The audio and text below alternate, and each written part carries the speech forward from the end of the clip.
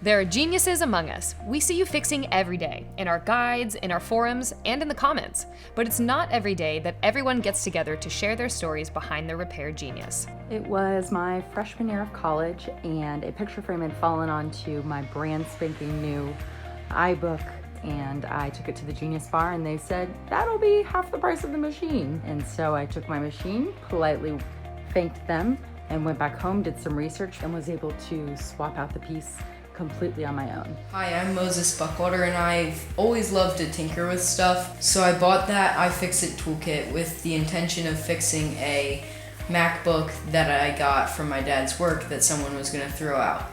And as you can see up there, that is the very first iPhone that I started my business on.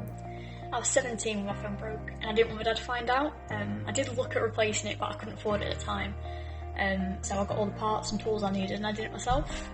5 years ago, I actually made it my business to do gadget repairs and to also teach women how to do it as well. I had never been a tinkerer or a fixer, and I didn't really think that I had the skills to do things like that.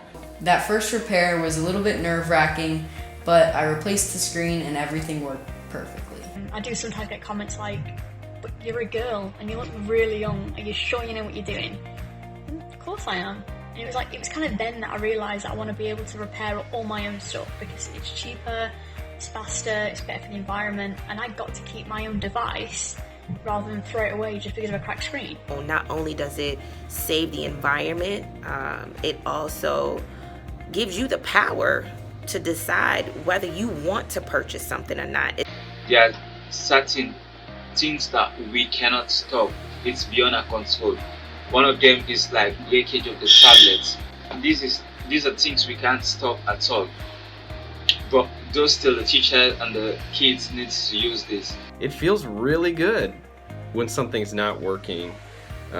From a computer to the office coffee maker, to be able to figure out what the problem is and fix it and see it work again. You don't really have to be born with some natural talent to be able to fix your own phone. So if being iPhone repair girl makes me some genius, then you're more than capable of being a genius too. It doesn't make me a genius just because I know how to diagnose a phone and fix it. If I can do it at 17, and I've been doing it for a living for 3 years now, I'm sure you can do it too. Be brave, take that step, and fix your own device today. We have a right to repair, and we are all geniuses. My brothers and sisters may disagree, but some of my customers call me a genius, and I love fixing all things Apple. So I guess that makes me an Apple genius. The right to repair is alive and well here, and I'm a genius. Anybody can do it. You just have to believe that you can do it, and once you do your first fix, I promise you, you'll feel like you have a cape blowing in the wind. Get out there and start working on something. You don't have to be a genius. Well, maybe we all are geniuses. I think so, in my opinion.